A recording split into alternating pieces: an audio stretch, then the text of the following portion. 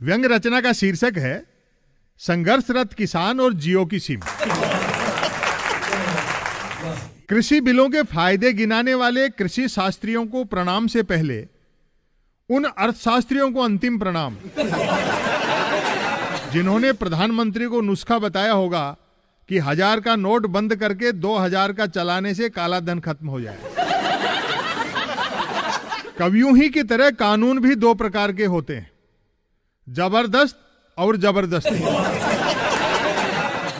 सरकार जिन कृषि कानूनों को जबरदस्त बता रही है, उनके बनाने के ढंग से ही सिद्ध है कि वे जबरदस्ती है।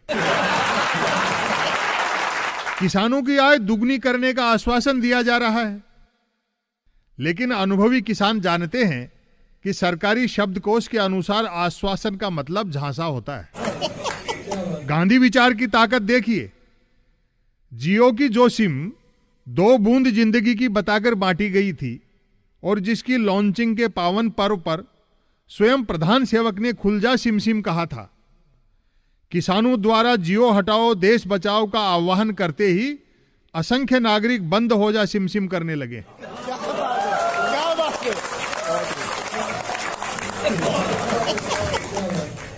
शिकायत है कि कोरोना काल में चुनावी रैलियां हो सकती हैं, तो संसद का शीतकालीन सत्र क्यों नहीं हो सकता? इस बाबत प्रधानमंत्री जी ही की तरह और उतने ही पढ़े लिखे उनके करोड़ों अनुयायियों का तर्क है कि चुनावी रैलियों में माइक्रोस्कोप से भी दिखाई न देने वाला वायरस संसद में घुसते ही डायनासोर में बदल जाता है। सूत्रों के अनुसार तीनों कृषि बिलों को लेकर भाजपा के अंदर खाने भी असहमति है, लेकिन लाचार पार्टीजन राजा के कोप से इस कदर भयाक्रांत हैं कि भोजन और मंजन के समय भी मुख मिनिमम खोलते हैं। जो पार्टी को देश से ऊपर समझते थे, आज वे मार्गदर्शक मंडल में हैं। जो खुद को देश और पार्टी दोनों से ऊपर समझने लगे हैं, राम जाने उनका क्या हश्र होगा। सूचना है कि इस बार के गणतंत्र दिवस समारोह के मुख्य मेहमान ब्रिटेन के प्रधानमंत्री बोरिस जॉनसन होंगे। यदि किसान आंदोलन तब तक जारी रहा तो बड़ा ऐतिहासिक नजारा होगा। सड़कों पर ठिठुरते किसान और राजपथ पर बनावटी विकास की दिखावटी झांकियां। अंग्रेज प्रधानमंत्री गदगद होकर मेजबान की पीठ थपथपाएगा कि धन्य हैं आप, 1947 तक जो हम नहीं कर पाए उसे आपने कर दिखाया। भीषण सर्दी में किसान संघर्षरत हैं, लेकिन सत्य के समर्थन में एक भी ब्रांडेड बाबा और सेलिब्रिटी सन्यासी दिखाई नहीं दे रहा है। लगता है भारत भूमि पर फिर से त्रेता युग लौट आया है। जिसे हिरण समझो वही मारीच निकलता है। मीडिया घरानों और भाजपाइयों की घिग्गी तो उन चिड़ियों की तरह बंधी हुई है जिनके बारे में मुश्ताक अहमद यूसुफी साहब ने लिखा है कि मिर्जा बंदूक की एक गोली से 100 चिड़ियों का शिकार कर लेते हैं। एक चिड़िया गोली लगने से मरती है, 5-7 धमाके से, और बाकी देखा देखी।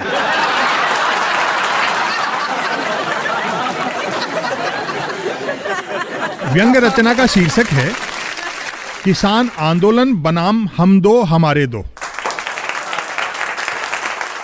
मोदी, शाह, अंबानी, अडानी की जुगलबंदी के गली गली में चर्चे हैं। विकास का क्या गजब गुजरात मॉडल है, हम दो हमारे दो। मैंने एक भाजपाई से कहा, भाई साहब, किसान जब चाहते ही नहीं हैं तो सरकार तीनों कृषि बिल वापस क्यों नहीं ले लेती? वह बोले, असंभव, आर्यपुत्र असंभव। पूज्य नरेंद्र मोदी जी इतने दबंग प्रधानमंत्री हैं कि 2 पूंजीपतियों के अलावा किसी के सामने नहीं झुकते हैं।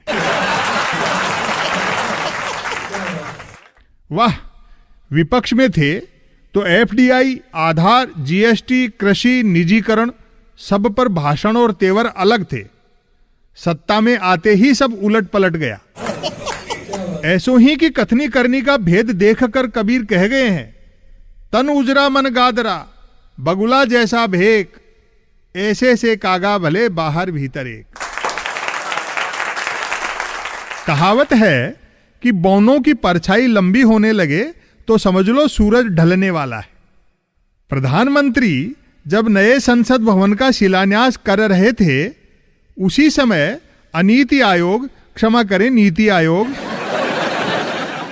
के सीईओ अमिताभ कांत भारत में ज्यादा लोकतंत्र से परेशान थे।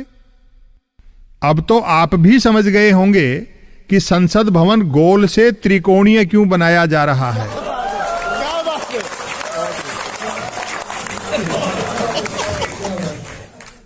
केंद्रीय मंत्री राव साहेब दानवे को किसान आंदोलन के पीछे पाकिस्तान और चीन का हाथ दिख गया।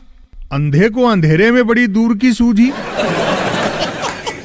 मंत्री महोदय के किसान मतदाता माथा पीट रहे होंगे कि जिसे चुना हुआ समझते थे वह भी छंटा हुआ निकला। क्या बात है। किसान आंदोलन के समर्थन में विदेश से जुलूस, धरना प्रदर्शन की खबरें हैं।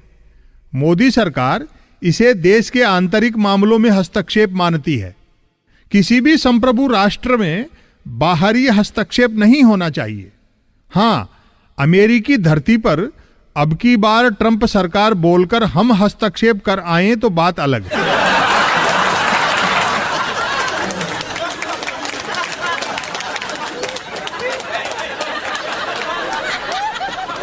किसान आंदोलन के समांतर कृषि बिलों के फायदों को लेकर भाजपा ने जन जागरण शुरू कर दिया है। सब जानते ही हैं कि अब झूठ फैलाने को जन जागरण कहा जाने लगा है।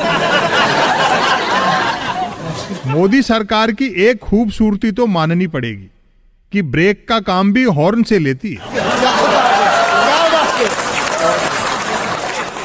देश फिर से नई ईस्ट इंडिया कंपनी को सौंपने का भीतरी सच तमाम भाजपाई भी जानते हैं, लेकिन दो धुरंधरों के आगे बेचारे हर भाजपाई की हालत पांचवें सवार जैसी है।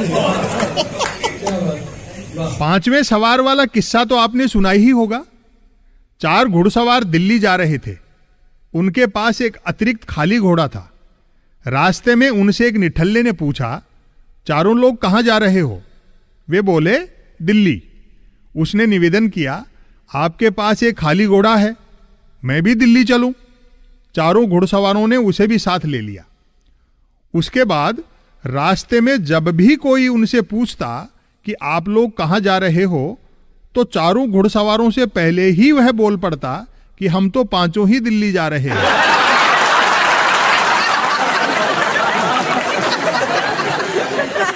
व्यंग रचना का शीर्षक है, मुंह में राम, नजर में खड़ा हूं।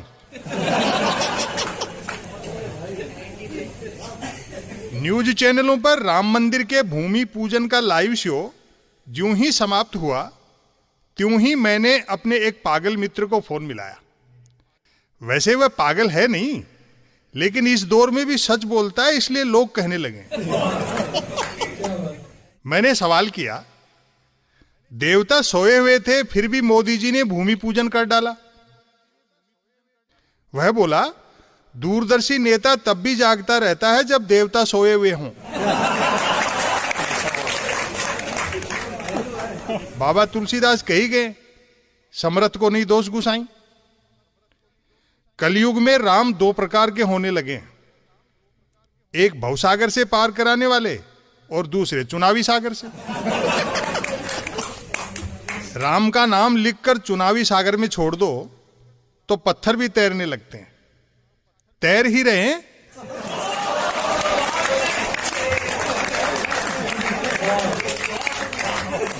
मैंने कारण जानना चाहा, रथ से भूमि नापने वाले भूमि पूजन में टापने वाले कैसे बना दिए गए? जिन्हें सम्मान मिलना था उन्हें सम्मान मिल रहे। उसने साफ किया, कर्णधार ने लक्ष्मण रेखा का उल्लंघन किया तो सूत्रधार ने मुद्दे का हरण कर लिया।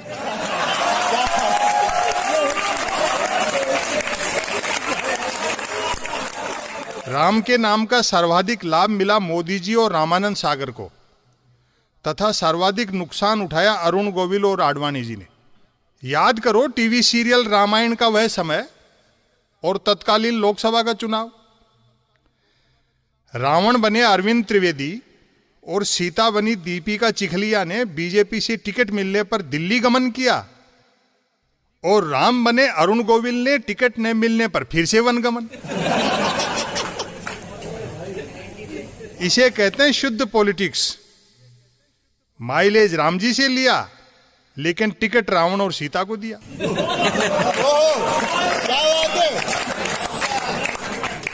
मैंने कहा, पर मुझे तो प्रधान सेवक की राम भक्ति सच्ची लगती है।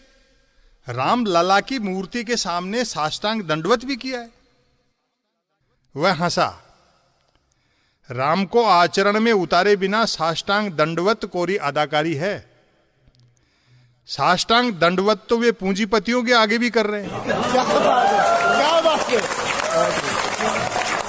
मैंने मजाक की, कोरोना की आड़ नहीं होती तो क्या तुम भी शामिल होते भूमि पूजन में?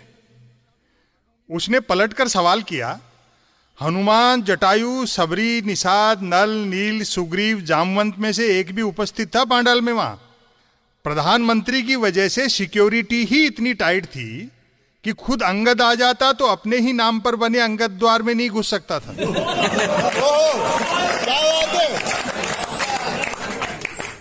मैंने जानना चाहा, राम का नाम तो तुम भी लेते होगे? उसने कहा, क्यों नहीं लेता हूं, लेता हूं।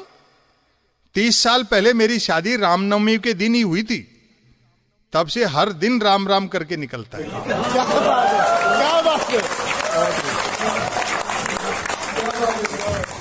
सुनो, शेषनाग वाली बात शास्त्रों में झूठ लिखी है, धरती तो सदा से रोटी पर टिकी है। मैंने कहा, लेकिन रामराज के संकेत तो शुरू हो चुके हैं। जय श्री राम वाला नारा भी जय सिया राम में कन्वर्ट कर दिया गया है। सुनते हैं राम मंदिर के अहाते में सीता रसोई भी बनेगी।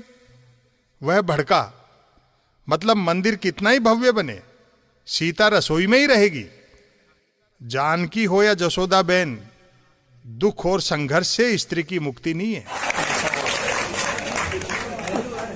भैया, राम कथा का कुल निचोड़ यह है कि सब कुछ लूटने के बाद समझ में आता है कि सोने का हिरन नहीं होता।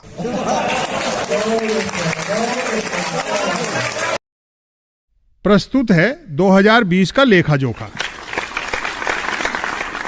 साल 2020 कोरोना के नाम रहा। वायरस लाए हवाई यात्री जिसे भुगता पदयात्रियों ने। अक्सर सुनने में आया कि जिसके कोरोना निकला वह मरा नहीं, और जो मरा उसके कोरोना निकला।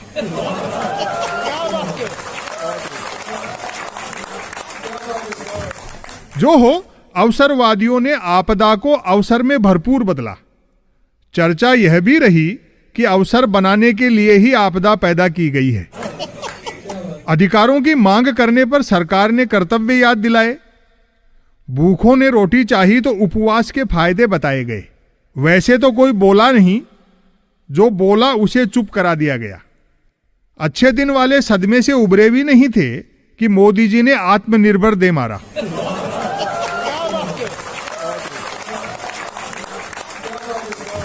भाजपा के कॉपीराइट वाला कैसेट निरंतर बजा। डीजल पेट्रोल हमारे हाथ में नहीं है, रुपया अंतर्राष्ट्रीय कारणों से गिर रहा है। महंगाई, बेरोजगारी के लिए कांग्रेस जिम्मेदार है, बाकी सारी समस्याएं नेहरू छोड़ गए। फिर भी कोई दिक्कत हो तो पाकिस्तान चले जाओ।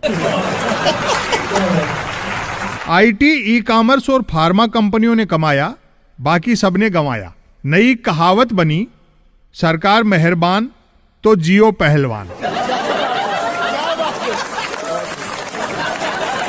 परंपरागत बाजार का यह हाल रहा कि सांसदों, विधायकों के अलावा हर सामान का लेन देन ठप रहा।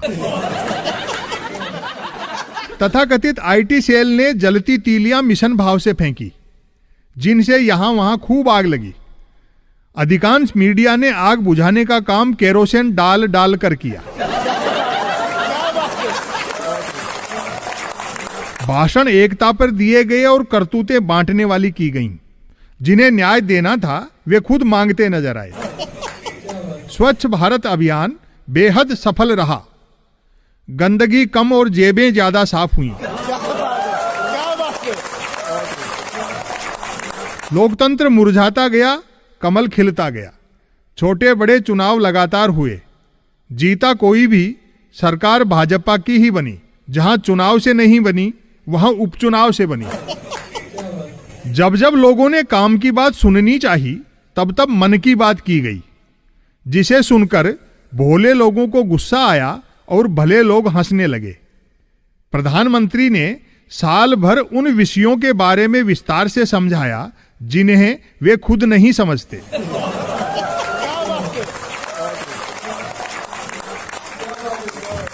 सिनेमा कलाकारों के यहां से ड्रग्स वगैरह बरामद हुई और छापे वापे भी पड़े। शायद यह कड़ा संदेश देने के लिए कि राजा के रहते तुम कौन होते हो अभिनय करने वाले। कवि सम्मेलन मुशायरा भले ही जूम पर हुए पर झूम कर हुए। कवियों शायरों ने आपस ही में कही सुनी। हर एक को एक सुनाने के चक्कर में 50 सुननी पड़ी। दाद उसी कवि शायर को मिली जिसने दूसरों को दी। आम आदमी तय ही नहीं कर पाया कि चीन की दुश्मनी और अमेरिका की दोस्ती में से कम घातक क्या है। कृषि कानून हो या अन्य फैसले, साफ दिखा कि तमाम फैसले प्रधान सेवक ने 2 पूंजीपतियों के दबाव में अकेले लिए हैं। विरोध हुआ तो बचाव में मंत्री और प्रवक्ता कूदे। यह अलग बात है कि बेचारे बचाव कम कर पाए और कूदे ज्यादा। विद्यार्थियों की जैसी पढ़ाई हुई और जैसी डिग्रियां उन्हें मिली, खुशी की बात है कि भविष्य में देश को न सिर्फ अच्छे मंत्री मिलेंगे बल्कि बहुत अच्छे प्रधानमंत्री भी मिलेंगे।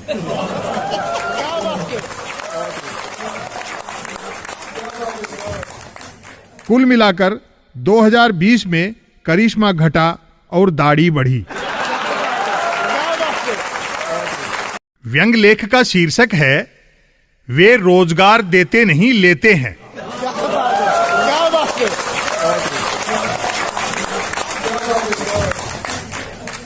एक बेरोजगार युवक ने कहा, सर नरेंद्र मोदी जी से पूछो ना हमारे अच्छे दिन कब आएंगे। मैंने कहा क्या पूछें?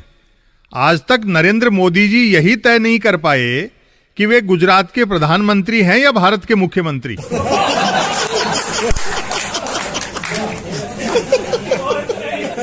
उसने पूछा, वैसे बेरोजगारों का भाग्य बदलने के लिए कौन सा बदलाव जरूरी है?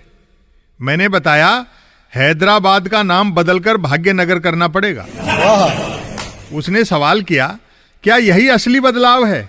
मैंने कहा नहीं, असली बदलाव है रोज नए नए भेष बदलना और भेष ही की तरह योजनाओं के नाम बदलना।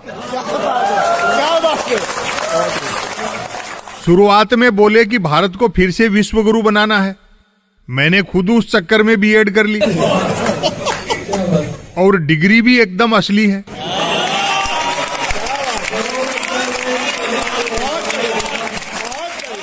भारत फिर से विश्व गुरु बनने ही वाला भी था, लगभग आउटर पर खड़ा था। उस देश को भला फिर से विश्व गुरु होने से कौन रोक सकता था, जिसकी जेलों तक में संत महात्मा रहते हों।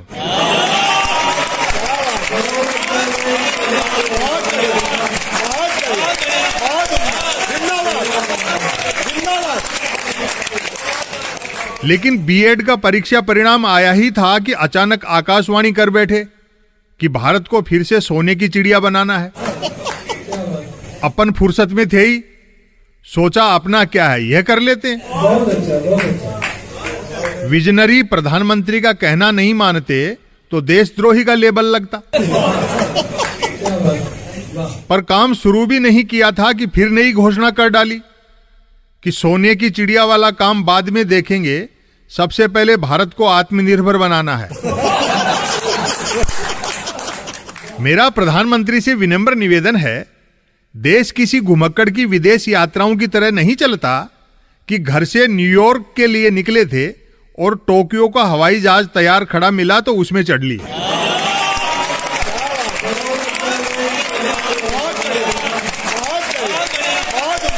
सोने का भाव आज 50,000 रुपया तोला के आसपास हो चुका है। यदि 2014 में दिल्ली की गद्दी पर बैठते ही सबसे पहले सोने की चिड़िया वाले प्रोजेक्ट पर काम करते तो न सिर्फ सोने की चिड़िया सस्ती पड़ती बल्कि कम पैसों में बड़ी चिड़िया बन जाती।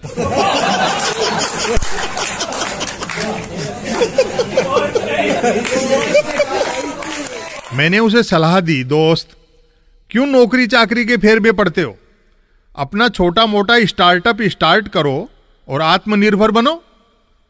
कोई काम कभी छोटा नहीं होता।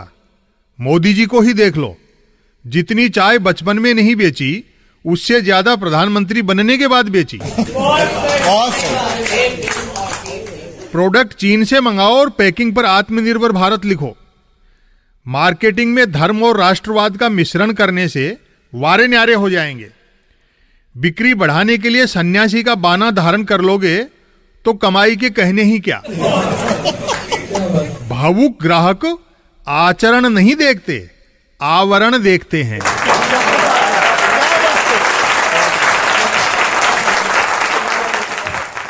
व्यंग लेख का शीर्षक है लोटपोट करता ऑपरेशन लोटस। भाजपाई जिस गैर भाजपाई को महाभ्रष्ट कहते हो, यदि वही महाभ्रष्ट भाजपा ज्वाइन कर ले तो तुरंत उज्जवल हो उठता है।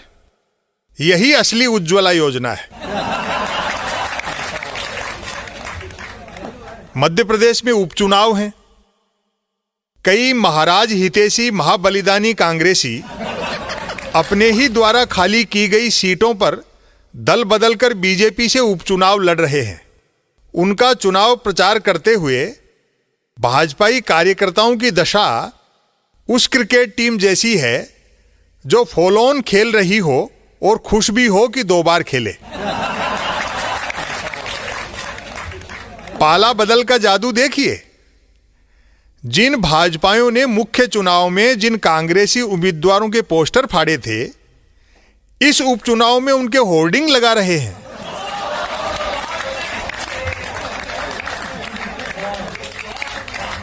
जिनके पुतले जलाते थे उन्हें सिक्कों से तोल रहे हैं। जिन्हें धिक्कारते थे उनकी जय बोल रहे हैं।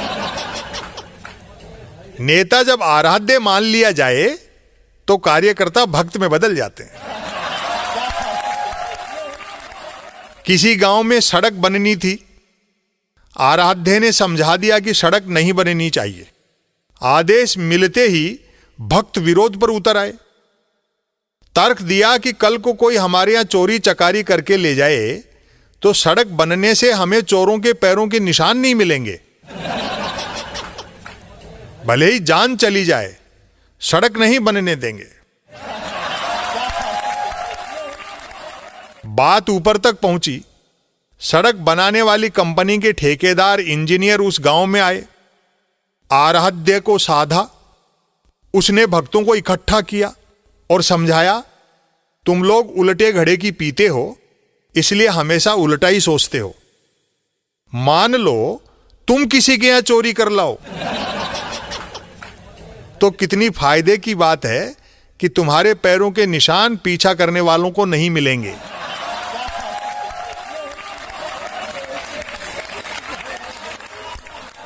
बस आराध्य के समझाते ही भक्त समझ गए। घरों से परात फावड़े उठा लाए और हुंकार भरी कि भले ही जान चली जाए, सड़क यहीं बनेगी।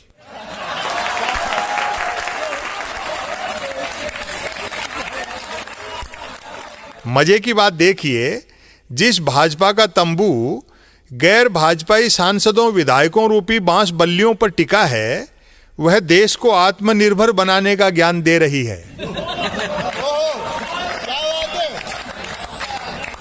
मैंने एक भाजपाई मित्र से मजाक की, दुनिया की सबसे बड़ी पार्टी होने का दंभ भरने वाली भाजपा में सैकड़ों सांसद विधायक तो गैर भाजपाई हैं। बीजेपी का मूल कार्यकर्ता तो बेचारा दल बदलुओं की सभाओं में कुर्सियां लगाता है और मन की बात सुनता है। वह हंसकर बोला, इतना सच मत बोला करो, वरना किसी दिन छापे वापे वाले भिजवा दूंगा। मैंने भी हंसकर कहा, मैं हिंदी का कवि लेखक हूं, मेरे यहां गबन के नाम पर लाइब्रेरी में मुंशी प्रेमचंद के गबन उपन्यास के अलावा क्या मिलेगा? फिर भी ऊपरी दबाव में जानबूझकर फंसाओगे तो हम भी बीजेपी ज्वाइन कर लेंगे। रचना का शीर्षक है किसान आंदोलन। थोपे गए 3 कृषि कानूनों के खिलाफ किसान सर्दी में सड़कों पर हैं और सरकार वातानुकूलित विज्ञान भवन में। मैंने एक मित्र से पूछा, किसानों की मंत्रियों के साथ वार्ता हर बार बेनतीजा रहने का कारण क्या यह नहीं है कि मोदी सरकार में एक भी मंत्री जमीन से जुड़ा हुआ नहीं है? वह हंसकर बोला, ऐसा नहीं है। ईमानदारी से जांच की जाए तो कई मंत्री जमीनों से जुड़े हुए मिलेंगे। प्रश्न उठता है कि भाजपा सरकारें जन आंदोलनों के प्रति सदैव ही संवेदनहीन क्यों रहती हैं? दरअसल अन्य राजनीतिक दल जहां छोटे बड़े जन आंदोलनों से निकले हैं, वहीं भाजपा यात्राओं से निकली पार्टी है। रथ यात्रा, कलश यात्रा, पद यात्रा, अंतिम यात्रा, अंतिम यात्रा में पद यात्रा।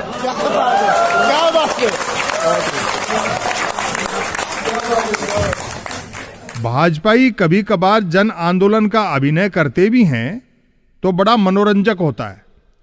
जैसे पेट्रोल के बढ़े दामों का विरोध करना हो तो मोटरसाइकिल रैली निकालेंगे।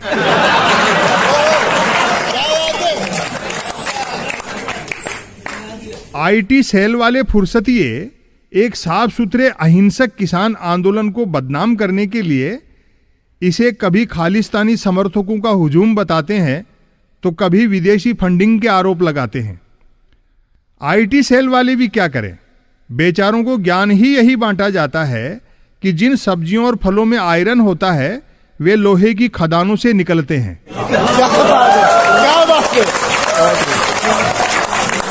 यह आरोप भी निराधार है कि किसान आंदोलन को लेकर सेलिब्रिटी चुप हैं।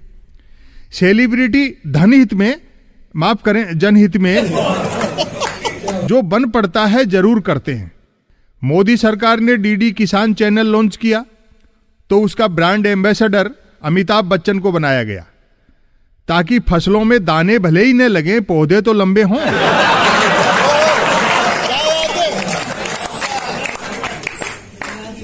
खुददारी की मिसाल देखिए।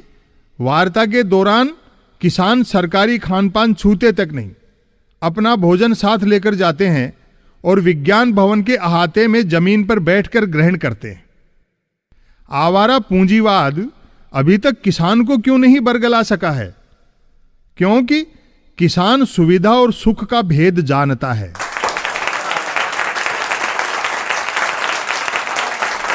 किस्से से समझें। एक साइकिल कंपनी का सेल्समैन साइकिलों के ग्राहक तलाशने गांव देहात में गया। सेल्समैन ने देखा कि एक किसान पैदल पैदल आ रहा है। उसके कुर्ते की उठी हुई जेब से सेल्समैन ने उसके पास रुपये होने का अंदाज भी लगा लिया। किसान को रोककर सेल्समैन ने सलाह दी, ताऊ साइकिल खरीद ले। किसान बोला, भाई मैं खेती बाड़ी वाला आदमी हूं, साइकिल का भला क्या करूंगा? मैं तो भैंस खरीदने पशु मेले जा रहा हूं, घर में दूध दही घी भरपूर रहना चाहिए। सेल्समैन ने ललचाया, साइकिल खरीद ले, डिस्काउंट भी दूंगा, साइकिल भैंस से ज्यादा फायदेमंद रहेगी। किसान फिर टाल गया। सेल्समैन ने ब्रह्मास्त्र फेंका, देख ताऊ तू भैंस खरीद कर लाएगा जबकि तेरा घर है ढाणी में, गांव से 2 कोस दूर, तुझे रोज पैदल चलना पड़ता है। भैंस पर चढ़कर आएगा जाएगा तो लोग हंसेंगे। किसान ने 2 टूक कही, बेटे साइकिल के दूध निकालूंगा तो ज्यादा लोग हंसेंगे।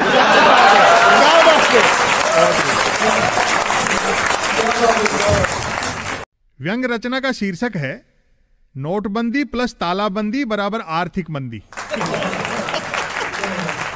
नोटबंदी हो या लॉकडाउन, मेक इन इंडिया हो या आत्मनिर्भर भारत, मोदी जी ने ऐसे ऐसे धमाके किए हैं कि पटाखों का मार्केट बैठ गया।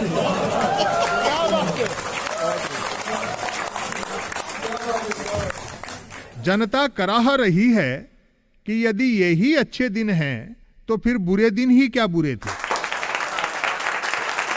आम आदमी की जिंदगी जीरो बैलेंस वाले जनधन खाते सी हो गई है। दो नेताओं की जुगलबंदी ने देश को बिग बॉस के घर में बदल डाला और दो पूंजीपति केबीसी खेल रहे हैं।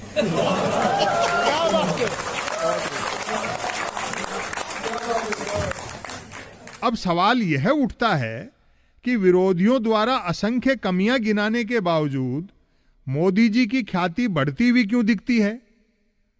तो जनाब, सब ब्रांडिंग का खेला है। मूर्ति खंडित हो जाए तो एंटीक मान ली जाती है। हालांकि देश की कमान विकास पुरुष के हाथों में हो और विकास न हो, ऐसा हो नहीं सकता। 6 सालों में 6 क्षेत्रों में खूब विकास हुआ है। बेरोजगारी, धर्मांधता, राष्ट्रवाद, झूठ, 2 कुबेरों की कमाई और प्रधानमंत्री की दाढ़ी।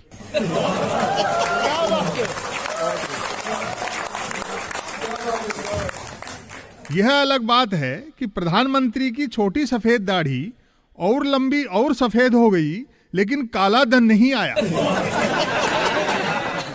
आर्थिक मंदी का यह हाल है कि नोटबंदी को मास्टर स्ट्रोक बताने वाले सेल्फी भी ग्रुप में लेने लगे हैं।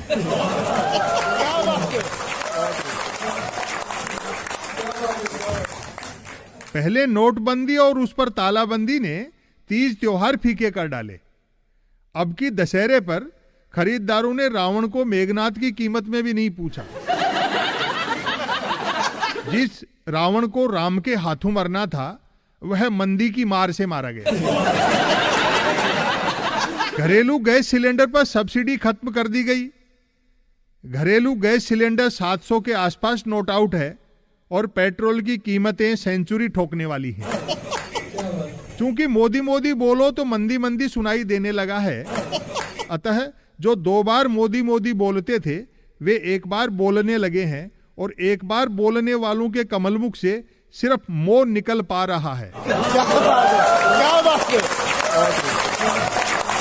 वे तक दुखी हैं जिन्होंने क्रांति की बात की और कांति बेचने में लग गए। मैंने एक सज्जन से पूछा, मोदी जी हर समय आक्रामक और गुस्से में क्यों रहते हैं? उन्होंने कहा, स्कूल में वही मास्टर डंडा लिए घूमता है जिसे पढ़ाना नहीं आता। मैंने कहा, एक देश एक नागरिकता, एक देश एक बाजार, एक देश एक टैक्स, एक देश एक चुनाव, सब कुछ एक देश एक की दिशा में है। इसका मतलब है कि सरकार A1 चल रही है। उन्होंने हंसते हंसते कहा और कहते कहते हंसे। A1 नहीं, A4 कहिए। A4 अंबानी, अडानी, अमित शाह, अजीत डोभाल। मैंने जानना चाहा, रेलवे स्टेशन, बस स्टैंड पर तो लिखा रहता है जेब कतरों से सावधान, लेकिन ऐसा किसी हवाई अड्डे पर लिखा हुआ नहीं देखा। उन्होंने रहस्य उजागर किया, एयरलाइंस कंपनियां यह काम टिकट में ही कर लेती हैं। बेचारे मोदी पूजकों का कष्ट तो और मनोरंजक है। महंगाई, बेरोजगारी के हंटर भी खा रहे हैं और जय जयकार भी करनी पड़ रही है। जो भक्त 2014 से पहले जंगल के शेर थे, आज सर्कस के शेर हैं।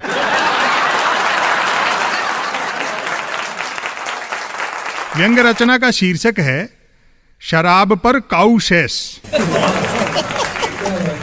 Cheers, cheers, cheers. कई भाजपा शासित राज्य सरकारें शराब पर गो सेवा उपकर यानी काऊ सेस लगाने जा रही हैं। शराब पर काऊ सेस लगा देने के बाद भले ही हर गो भक्त शराबी न होगा, लेकिन हर शराबी गो भक्त होगा। मंदिर मस्जिद बैर कराते मेल कराती गौशाला। गाय पाले बिना भी गौ सेवा की जा सकेगी। ज्यों ही गौ सेवा की तलब लगी, ठेके पर गए और शराब खरीद लाए।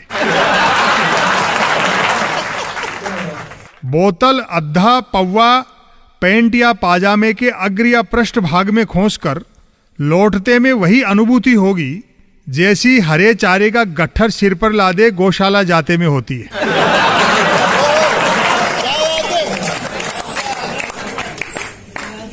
इस आइडिया के पीछे जरूर किसी धर्मप्राण पियक्कड़ नेता या अफसर का दिमाग रहा होगा। पीते हुए अपना और अपने जैसे अन्य कई मैकशों के उद्धार हेतु चिंतन किया होगा। पीने के बाद व्यक्ति चिंतन खूब करता है और लग गया शराब पर काऊ शेष वाला नुस्खा हाथ। इधर शराब खरीदी, उधर गौ सेवा संपन्न। अर्ज भी किया है, शब को मैं खूब सी पी, सुबह को तौबा कर ली, रिंद के रिंद रहे हाथ से जन्नत न गई। शेर मुझसे अशुद्ध कोट हो गया हो तो गलती मेरी नहीं है, मैंने बिना पिए कोट किया है। फिर से चीयर्स। भाजपा ने गायों और शराबियों के संयुक्त कल्याण के लिए क्या मास्टर स्ट्रोक मारा है। शराब की कीमत में काऊ सेस इंक्लूड कर देने से दिन रात छक्कर पीते रहो, न कोई तौबा का लफड़ा, गौ सेवा भी होती रहेगी और स्वर्ग में सीट भी कंफर्म।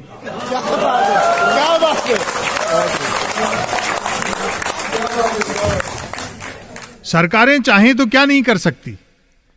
राजस्थान में अशोक गहलोत सरकार ने जब से शराब के ठेके शाम 8 बजे बंद करने का नियम बनाया है, प्रदेश के सारे शराबी एक ही झटके में पंचुअल हो गए। बिहार में से अलग झारखंड बनाते समय बड़ी हाई तौबा मची थी, किंतु जब से नीतीश कुमार सरकार ने बिहार में पूर्ण शराबबंदी की है, झारखंड के गोसेवी सुरा प्रेमी बड़े खुश होंगे कि चलो अपन तो टाइमली अलग हो गए। गांधी के गुजरात में शराब पूर्णतया निषेध है, पर सुनते हैं वहां अन्य राज्यों से अवैध सप्लाई होती है।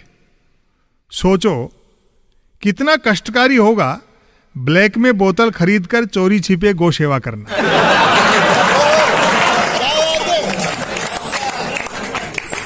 जवान बेरोजगार बेटा शराब के नशे में लड़खड़ाता हुआ घर में घुसेगा, दुखी मां फटकारेगी, एक तो कमाता धमाता नहीं, ऊपर से शराब और पीता है।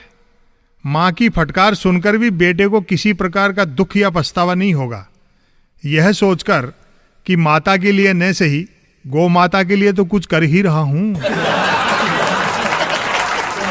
पहले केंद्र ने 3 कृषि कानून थोप दिए और अब भाजपा शासित कई राज्य सरकारें गौ रक्षा मंत्रालय बना रही हैं, यानी खेती कारपोरेट करेंगे और सरकारें गायें पालेंगी। पाठशाला की जगह गौशाला खोलने का सुपरिणाम प्रसिद्ध हास्यव्यंग्य कवि स्वर्गीय माणिक वर्मा जी पहले ही बता गए हैं। परीक्षा की कॉपियों का बंडल गाय खा गई तो मास्टर जी ने भी गोबर देखकर नंबर दे दिए।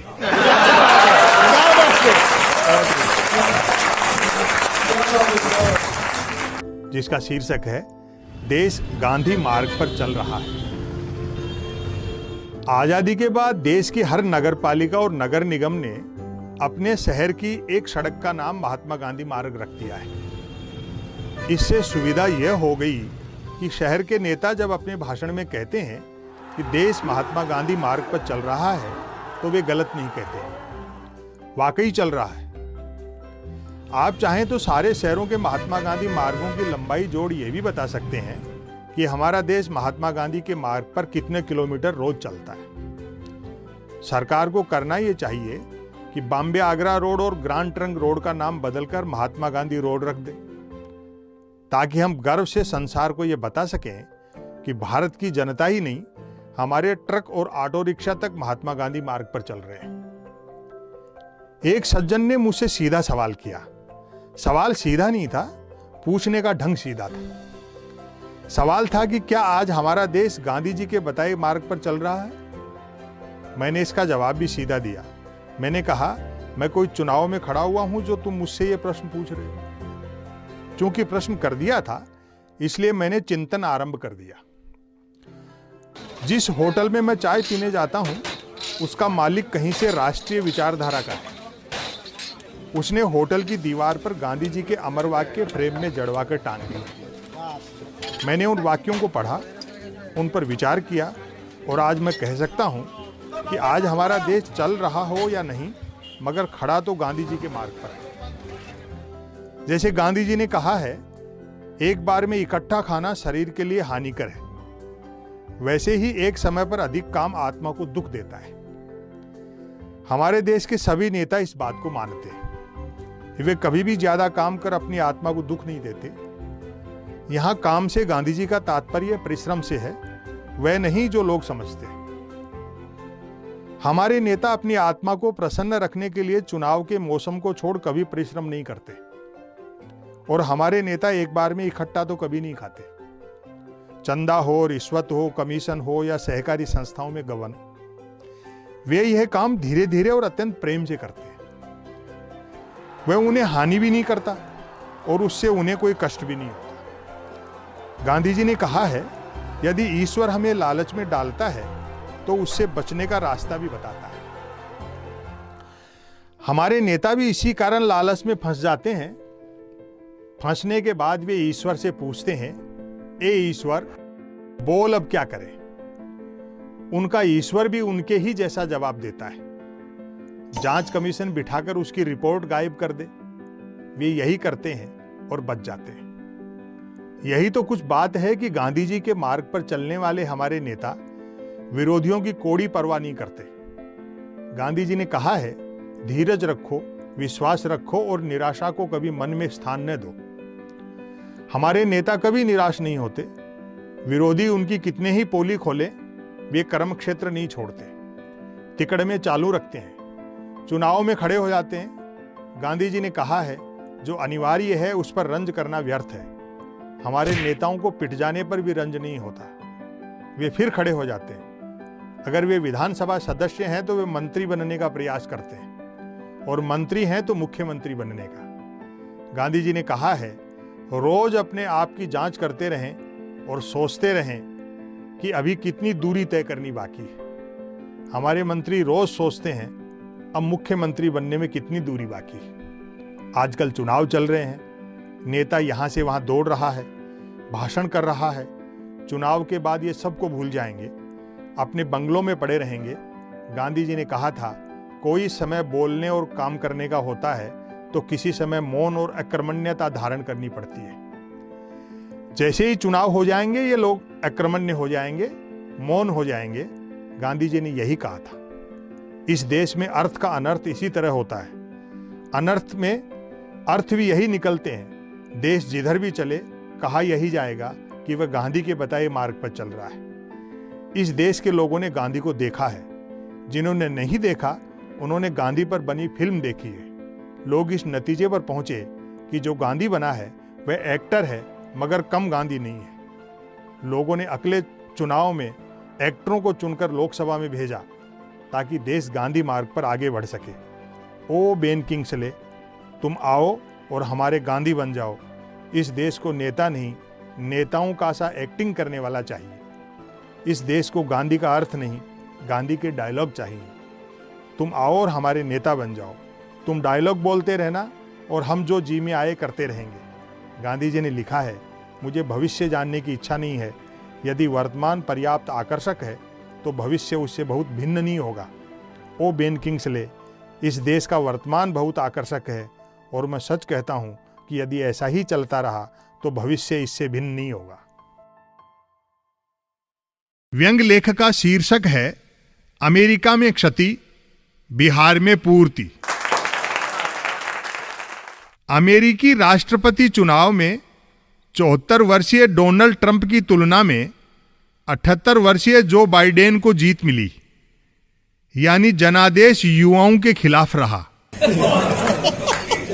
अमेरिका में राष्ट्रपति और बिहार में विधानसभा के चुनाव लगभग साथ साथ संपन्न हुए। नरेंद्र मोदी जी ही दोनों जगह स्टार प्रचारक थे। भारतीयों को आश्चर्य है कि मोदी जी के प्रचार के बावजूद ट्रंप कैसे हार गए। संभव है अमेरिकियों को भी आश्चर्य हो कि मोदी जी के प्रचार के बावजूद नीतीश कुमार कैसे जीते। कई भारतीयों ने ट्रंप की जीत के लिए हवन किए। हालांकि ट्रंप फिर भी हार गए। हो सकता है अमेरिकी देवी देवता संस्कृत के श्लोक नहीं समझ पाए हों। चर्चा है कि अमेरिकी धरती पर अब की बार ट्रंप सरकार कहने से ट्रंप की हुई हार के बाद उन देशों में चुनाव प्रचारक के रूप में मोदी जी की डिमांड बढ़ सकती है जहां की जनता अपने राष्ट्र प्रमुखों से मुक्ति चाहती है।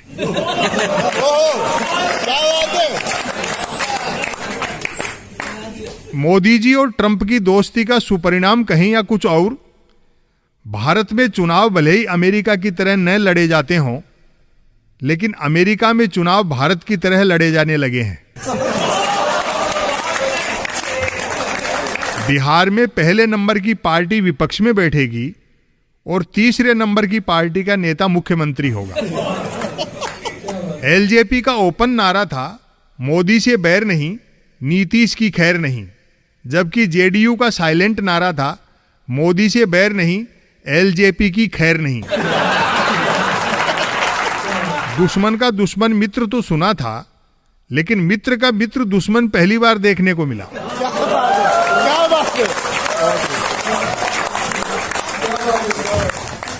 बिहार चुनाव में अन्य मुद्दे काम न आते देख बीजेपी ने फ्री वैक्सीन का फंदा फेंका, जो संभवतः काम कर गया।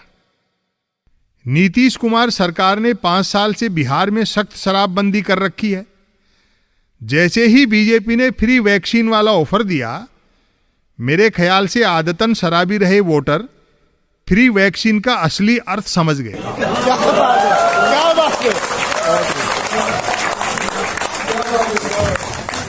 अमेरिकी लोकतंत्र की तुलना में भारतीय लोकतंत्र अधिक पारदर्शी और महान है।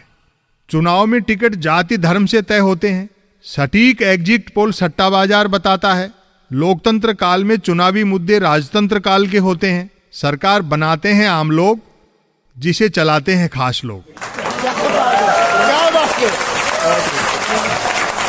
हार के बावजूद ट्रंप व्हाइट हाउस न छोड़ने की धमकी दे रहे हैं, जबकि पत्नी मेलानिया पति ट्रंप को छोड़ने की धमकी दे रही है। चुनाव के बाद पत्नी पति को छोड़े, इससे तो अच्छा है कि चुनाव से पहले पति ही पत्नी को छोड़ दे।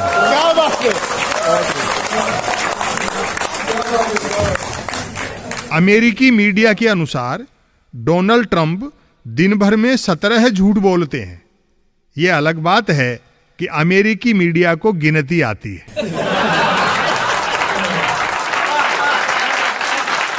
व्यंग रचना का शीर्षक है, देश सुरंग में है। महामना मदन मोहन मालवीय से चले थे, अमित मालवीय तक आ गए। ज्ञान छाती पीट रहा है और विज्ञान माथा। प्रधानमंत्री ने विंड टरबाइन द्वारा हवा से पानी निकालने का आइडिया सुझाकर न सिर्फ हवा को पानी पानी कर दिया, बल्कि पानी की भी हवा निकाल दी। नरेंद्र मोदी जी अब तक के भारतीय प्रधानमंत्रियों में इसलिए अनूठे हैं कि बाकी सबने सिर्फ काम किया, ये काम करें न करें मनोरंजन जरूर करते हैं।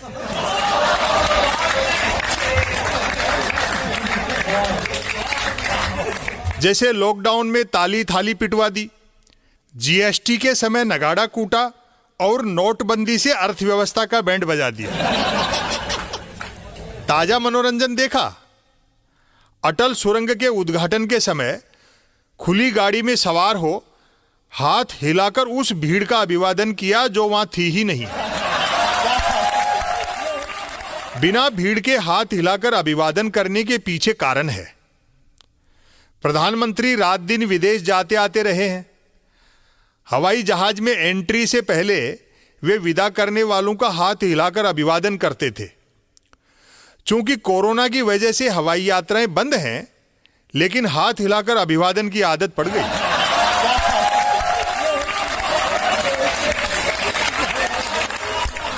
मोदी जी का काम और मनोरंजन इतना गड्ढमड्ढ होता है कि वे काम भी कर रहे हों तो मनोरंजन लगता है। देश भी मजे ले रहा है, क्योंकि हम भारतीय इस हद तक मनोरंजन धर्मी हैं कि यात्रा भी उस ट्रेन से करना पसंद करते हैं जो चले कम और सीटी ज्यादा बजाए।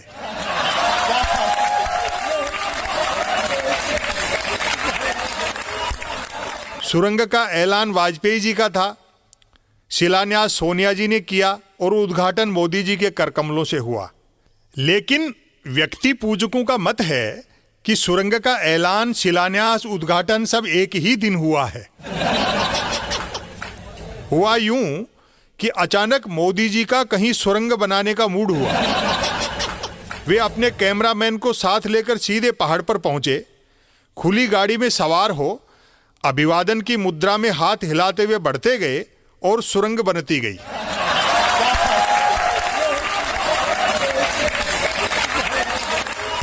कई न्यूज एंकरों का दावा इससे भी बढ़कर है कि मोदी जी ने सुरंग पहले बनाई और उस पर पहाड़ बाद में रखा। खबर पढ़ी, बिना नाम लिए प्रधानमंत्री ने किया चीन पर हमला। मैंने एक मित्र से पूछा, क्यों भैया, चीन का कितना जान माल का नुकसान हुआ होगा? मित्र हंसकर बोला, हमला ट्विटर पर किया है। मुंह से चीन शब्द न निकल जाए इसलिए हमारे प्रधानमंत्री इन दिनों कोचीन, सियाचीन, नामचीन, समीचीन, अर्वाचीन, प्राचीन तक नहीं बोलते। अटल टनल को लेकर गर्व किया जा रहा है कि दुनिया की सबसे लंबी सुरंग दुनिया के सबसे बड़े लोकतांत्रिक देश में है, जबकि हालात बता रहे हैं कि दुनिया का सबसे बड़ा लोकतांत्रिक देश दुनिया की सबसे लंबी सुरंग में है। व्यंग रचना का शीर्षक है अमेरिका से शिकायती फोन। मकर संक्रांति का पर्व उत्साहपूर्वक मनाया गया। स्वदेशी प्रेमियों ने आत्मनिर्भर होने के संदेश लिखी पतंगें चाइनीज मांझे से उड़ाईं।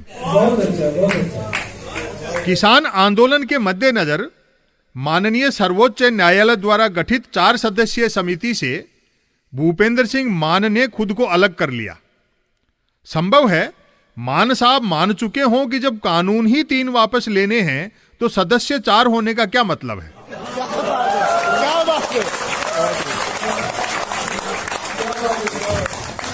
मेरे व्यंग्यों से तिलमिलाए एक भारतीय महानुभाव का अमेरिका से फोन आया। जैसे उनके तेवर थे उससे साफ था कि उन्होंने भारत भले ही वर्षों पहले छोड़ दिया हो, भारतीय न्यूज चैनल्स देखने अभी तक नहीं छोड़े हैं। उनके लहजे और लड़खड़ाहट से यह भी पता लगा कि उन्होंने पी भी रखी थी। लोग खाने कमाने परदेश जाते हैं, वह पीने कमाने गए होंगे। उन्होंने पूरी बातचीत में मेरे तीखे व्यंग्यों की शिकायत तो की, किंतु भाषा अभद्र इस्तेमाल नहीं की। वैसे व्यंग्य के बदले सुनी अभद्र भाषा को मैं अभद्र नहीं मानता, बल्कि व्यंग्य प्राप्ति की सूचना मानता हूं। दरअसल चुने हुए नेता को अवतार मान लेने वालों ने मेरी इमेज मोदी विरोधी की बना दी है। मैं यदि यह भी कह दूं कि मोदी जी विकास के दम पर ही दोबारा जीत कर आए हैं, तब भी वे उलाहना देते हैं कि शर्म नहीं आती मोदी जी के बारे में झूठ फैलाते हुए।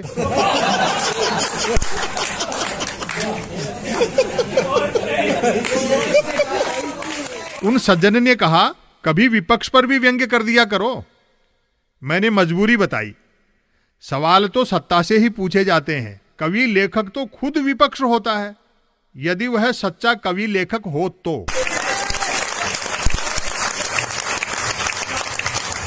मैंने 2014 से पहले की सरकार पर भी व्यंग्य लिखे थे। इस सरकार के बाद जो आएगी, जो कि आना तय है, क्योंकि अमर तो अमर सिंह भी नहीं होते, उस पर भी लिखूंगा। उन्होंने आक्रोश व्यक्त किया, बैलेंस किया करो, एक तरफा क्यों बोलते हो। मैंने कहा, जी बैलेंस करने के लिए ही तो एक तरफा बोलता हूं।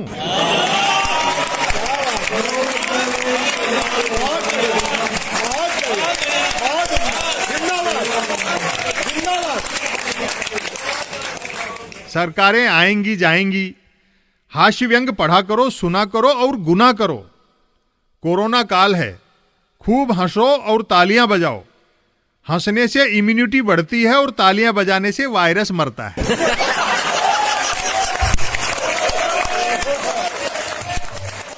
उन्होंने दृढ़ता से कहा, लेकिन यह तो मानोगे कि पहली बार कोई 56 इंची सीने वाला व्यक्ति पाकिस्तान को उसी की भाषा में जवाब दे रहा है।